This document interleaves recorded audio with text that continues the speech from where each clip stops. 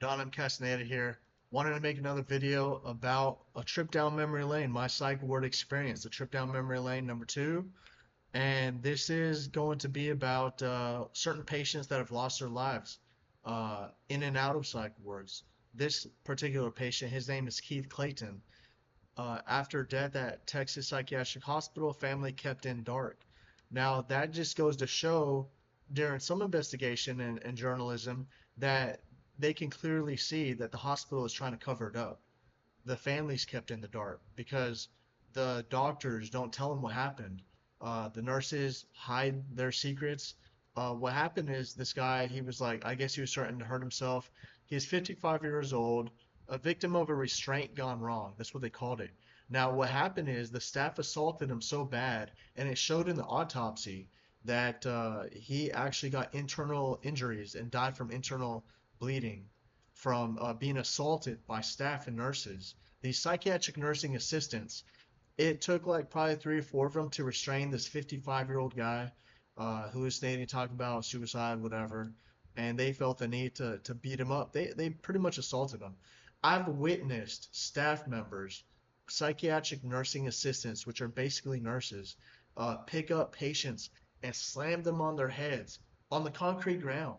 You know, bam, just wanting to shut them up or stop fighting, trying to break up a fight, or just trying to shut them up if they're yelling or screaming or whatever.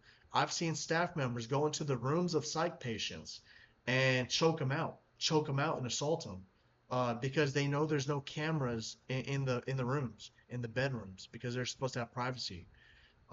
There's even been rapes in psych wards, and I know about some of those as well. But the rapes are sometimes usually from other psych patients. I'll talk about that later.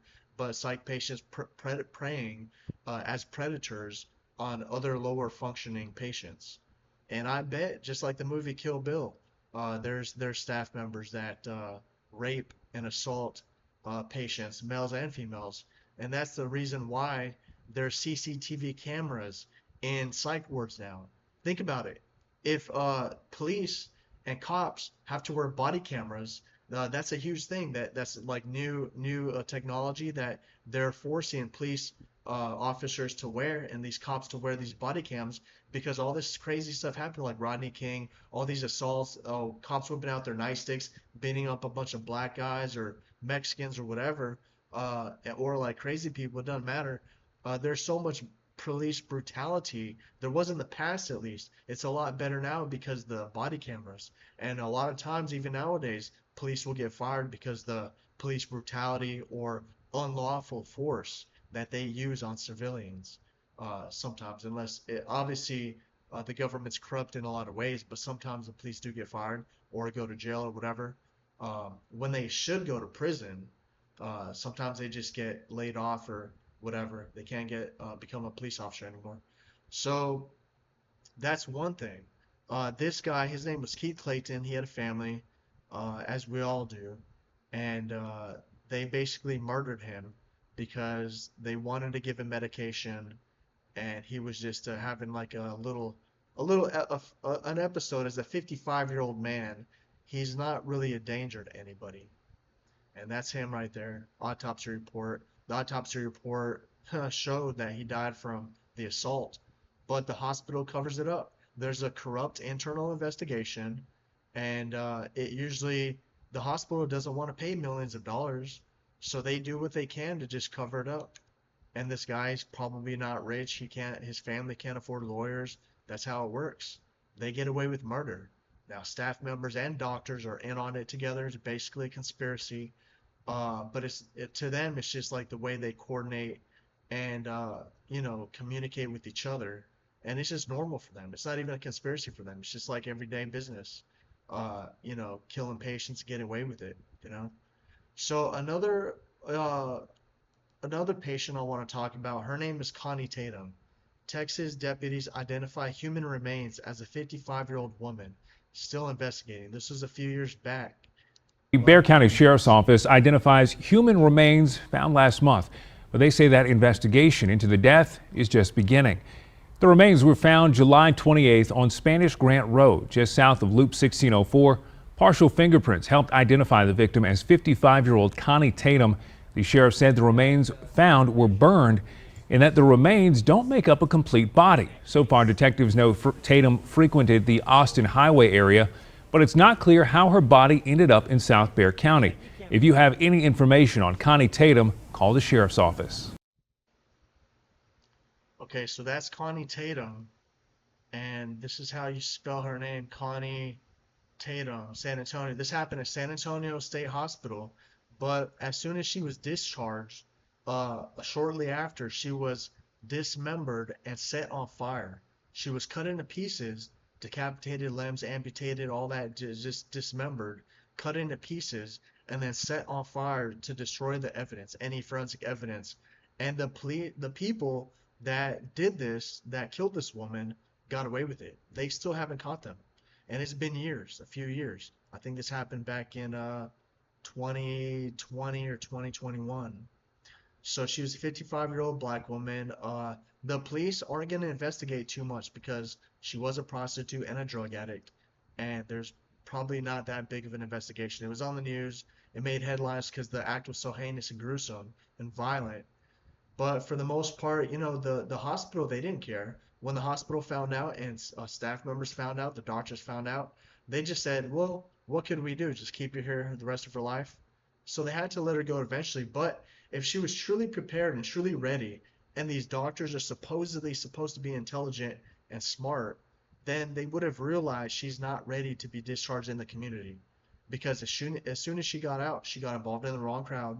She got involved in drugs or whatever she got involved in, and some gang members or cartel or something, and she got dismembered and set on fire as a prostitute and drug addict or whatever. So, she had a family, she had kids, and that's what's sad about it. She had family and all that, but see, the hospital, they don't it's a revolving door. They get people out when they're not ready. Maybe she's on the wrong medicine, she's not thinking straight. They don't even, they did not help her, obviously. Otherwise, she would have been working, she would have been doing something, volunteering, but instead she's prostituting, doing drugs, and she ended up dismembered and set on fire. So, killer remains on the loose 1 year after Connie Tatum's death. So as you'll see, they haven't been caught. Human remains found, South Bexar County identified. It took a while to figure out who she was because she was dismembered and set on fire. But also, we'll move on to another patient. His name is Keith Barrier.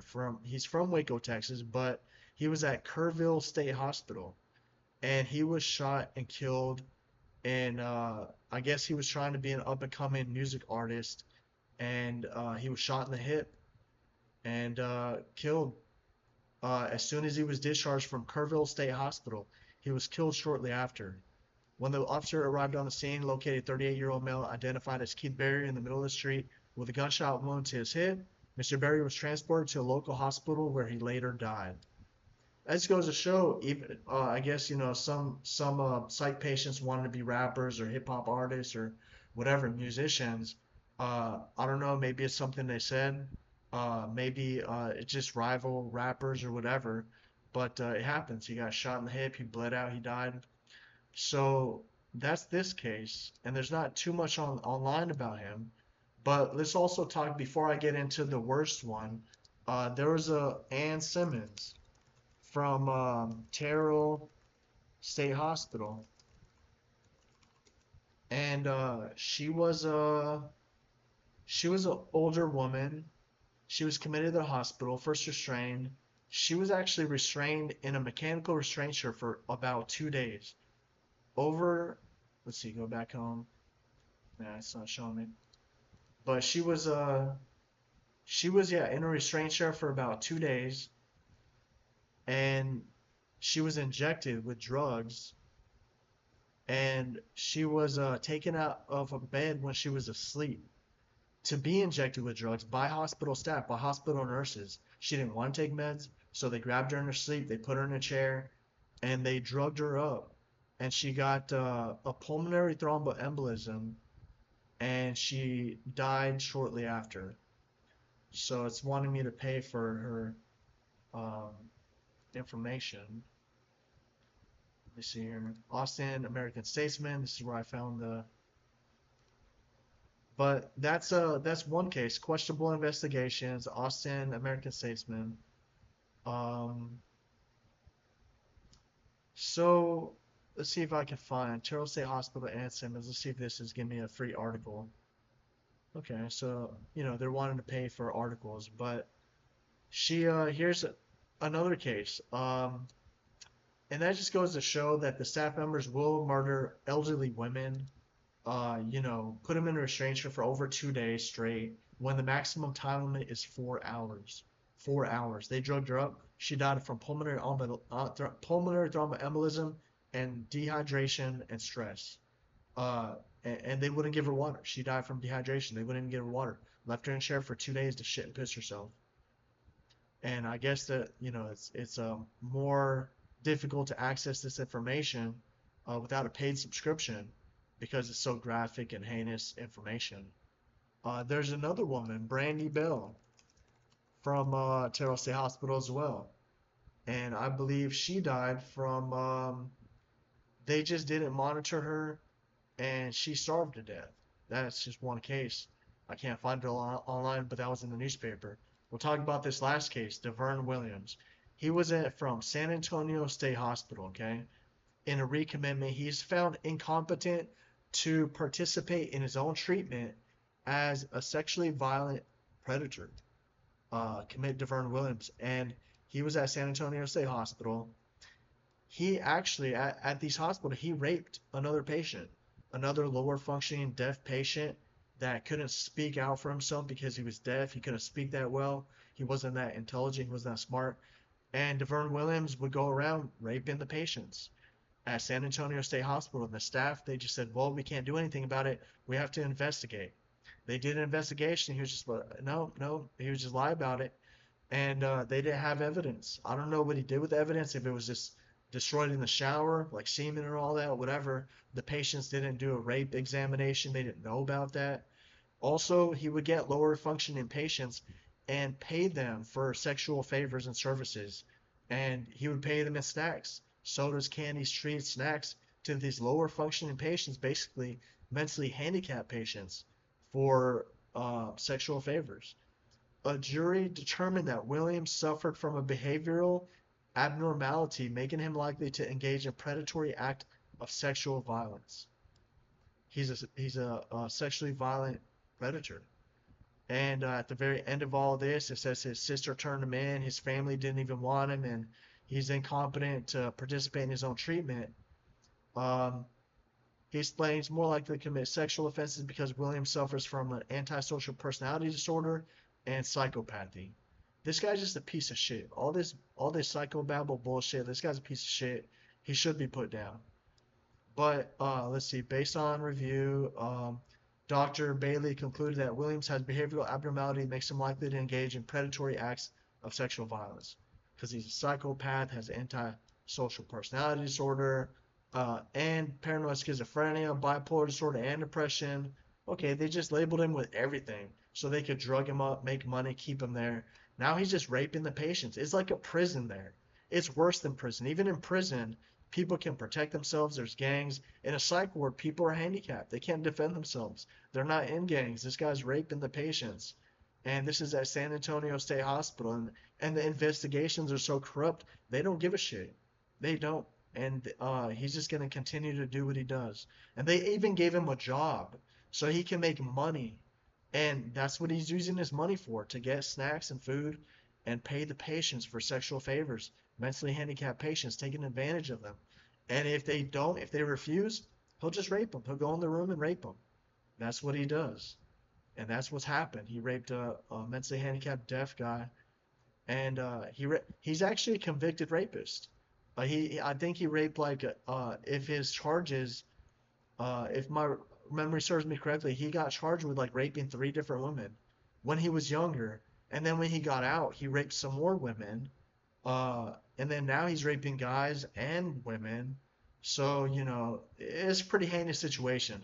So these psych wards, these doctors, they know they're not trying to help you or get you better. When they put you in environments like this where it's impossible to get better, when you're surrounded by criminal activity, rapists, pedophiles, people getting murdered, dismembered, and set on fire, people getting shot, and nurses assaulting the staff, and nurses brutally assaulting staff until they get internal injuries and die from internal hemorrhages and internal bleeding, like Keith Clayton. So that's what I wanted to make this video about, the corruption in these psych wards, and you know, what you have to look out for, and just that doctors really have no remorse. I do not believe that, especially psych doctors, they have no remorse, because they're just trying to get paid. They're trying to dish out medication, drugs. They're like glorified drug dealers, and they're just letting rapes happen. They're letting murders happen. They're getting people out when they're not ready, and they're getting murdered and dismembered, set on fire, fucking around with the cartel and shit. And that's what's happening on our streets. That's what's happening in our communities. That's what's happening in America in psychiatric facilities, psychiatric institutions. These are what the patients are suffering. They're suffering from the environment, suffering from circumstances that they're placed in from these doctors and nurses. They're being assaulted by staff members. They're being assaulted by psychiatric nursing assistants, nurses, registered nurses, LVNs, licensed vocational nurses, and over-medicated, force-medicated on the wrong medication. They're just experimenting on them, giving them dozens and dozens of different meds. Oh, we got to find trial and error to see what works. Well, if you're so smart, shouldn't you know the first time they put me on so many different medications, it fucked me up. And it didn't help. And I got so much side effects, so much brain damage, so much cognitive and memory damage, and physical symptoms, like my heart's messed up, my bowels are messed up. I'm older now, and it's difficult to do basic tasks, you know, and I've got a lot of side effects from that, and a lot of trauma from being assaulted, disrespected, brutally assaulted, basically had my life, threatened, basically attempted murder on my life from certain staff that's brutally assaulted me, and these doctors let it slide. These investigations let it slide. It's all corrupt. So if this doesn't motivate you to basically stay out of a hospital, get on the right meds, just try to stay on the right path, and or if anything, if you can, press a lawsuit. This last thing that I'll leave you with is I forget her name, but this woman wins $250 million from lawsuit, medical malpractice. This is a real famous case, and what's her name? Her name is from pelvic region disorder. She has some sort of, I wonder if they took it off.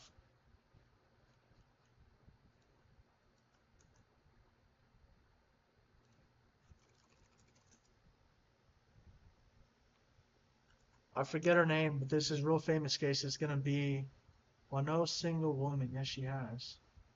Australian woman.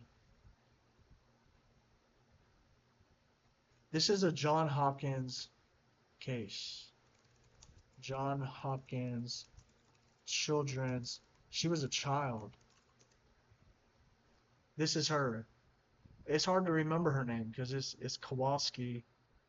I'll play this real quick. At Legacy ER and Urgent Care, we believe great service is the best medicine.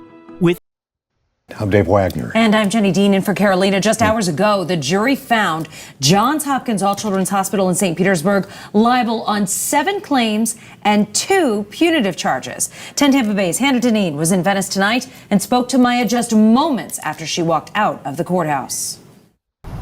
Dave, Jenny, the jury has awarded the Kowalski family more than $260 million in this medical malpractice lawsuit against All Children's Hospital. Just hours ago, reacting to their victory outside the courthouse. I mean, for the first time, I feel like I got justice. After 8 weeks of testimony and evidence, All Children's Hospital is found liable on 7 claims, including false imprisonment, medical negligence, and wrongful death. The Kowalski family says the ruling sends a message.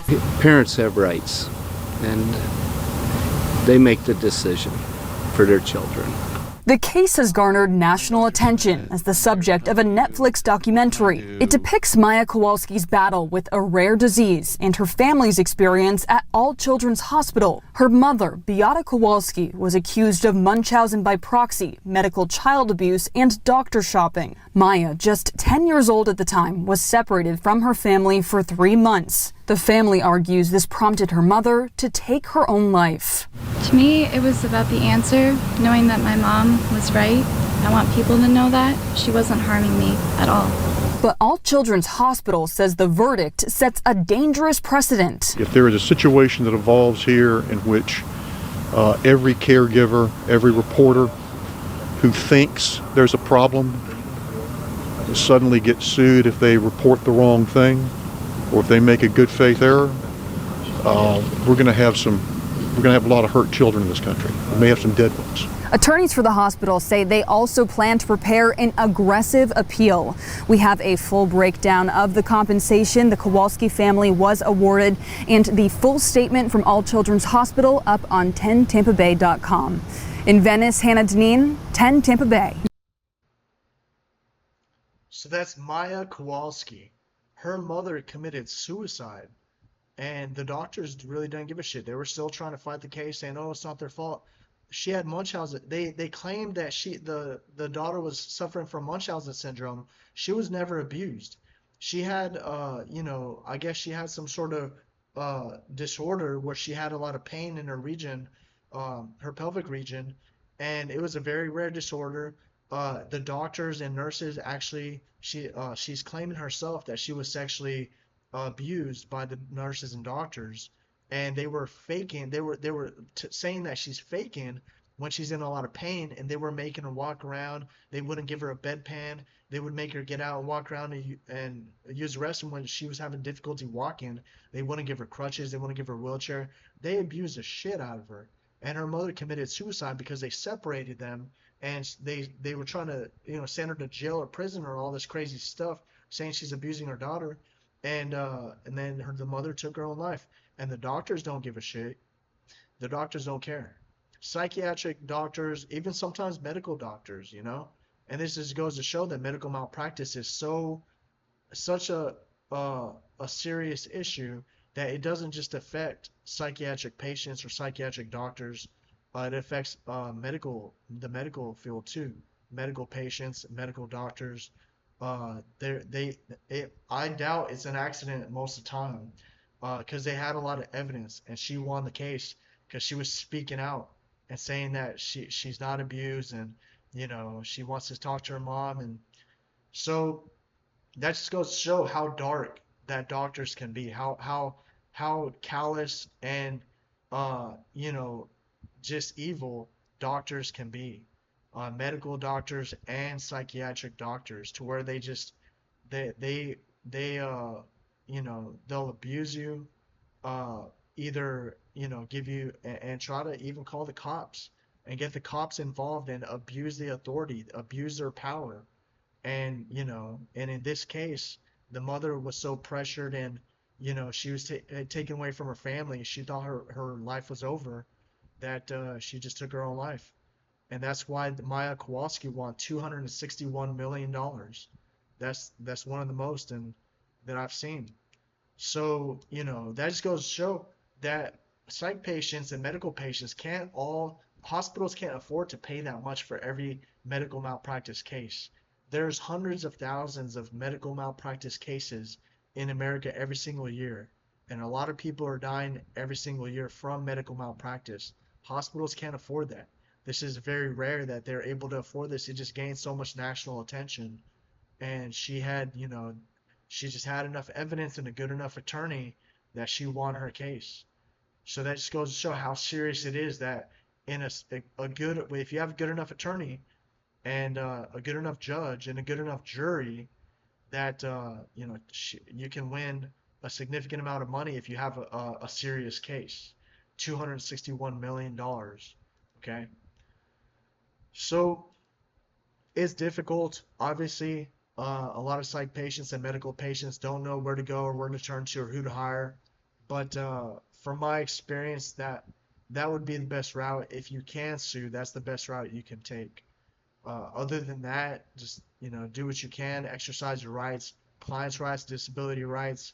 Do what you can, network with your family, just network to get out, and just live a peaceful life if you can. Stay out of trouble and just try to retire early, do something, work, just be stable and have a healthy life. Take care of yourself and take your vitamins and exercise, diet, you know. So that's all I'm going to say for now. I apologize for the interruptions in the video. I have a lot of windows open. But if any of this information was helpful, drop a comment, subscribe, like. Adam Miguel Castaneda here, ex-Marine Sergeant, expert life coach, recovery coach, and intervention professional. And I'll see you in the next episode. Take care.